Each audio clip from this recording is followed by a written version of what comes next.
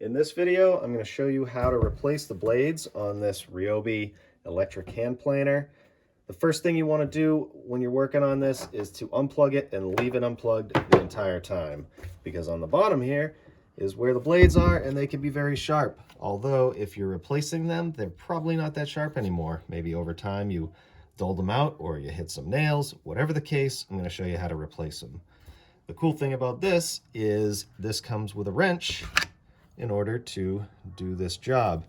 Right here, there's 3 small bolts, and you take your wrench and you go down like this. Be careful not to slip. In fact, be careful the entire time you're working on this, because that blade could do some damage.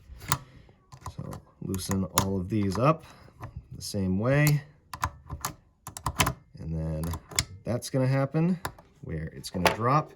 And then you can pull this back, which is on a spring, and just wiggle this out like this. Now, this whole thing isn't the blade. This is the housing for the blade, and the blade is right here. To separate the housing from the blade, it's basically just pinched in there. There's these 2 openings on the side that you can just kind of, I like to stick a pick in there and pop it apart.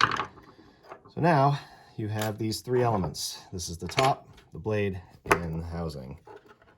This is your blade, and the cool thing is it's reversible.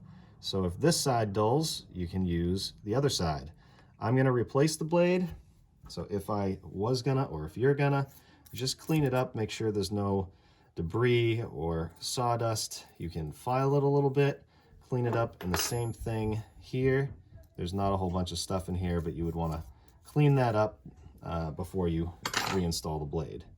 To reinstall it, or to put a new blade in, you drop it in just like this. And then this piece, you can see these 2 little dimples right here. And on the cover, there's 2 little tabs right here. So you just want to match those up like this.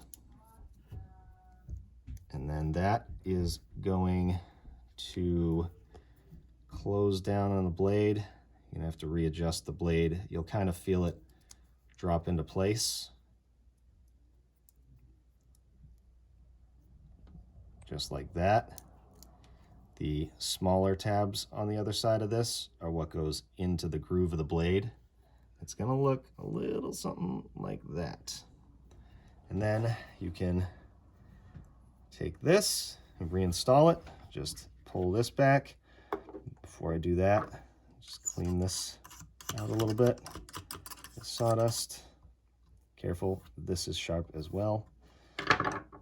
Then it goes in like this. And then you want to, there's a stopper right here.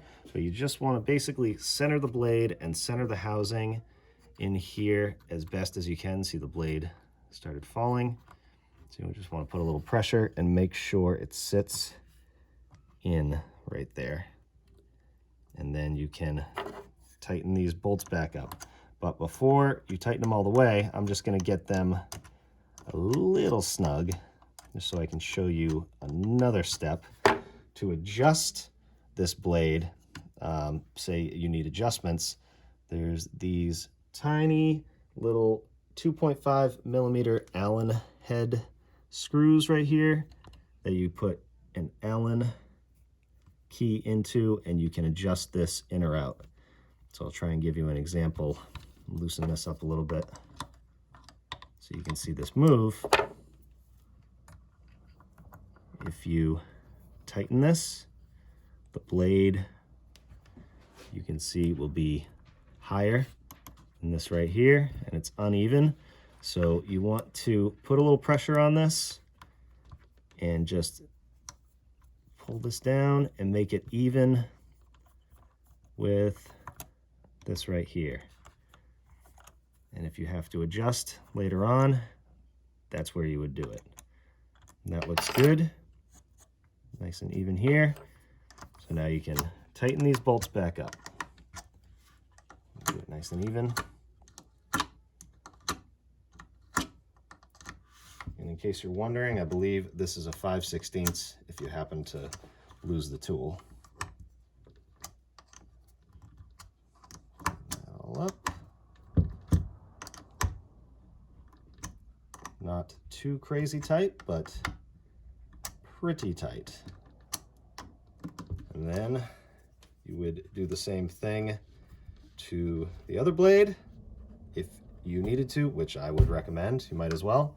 And put your tool back, and you should be all set. I hope this video helps.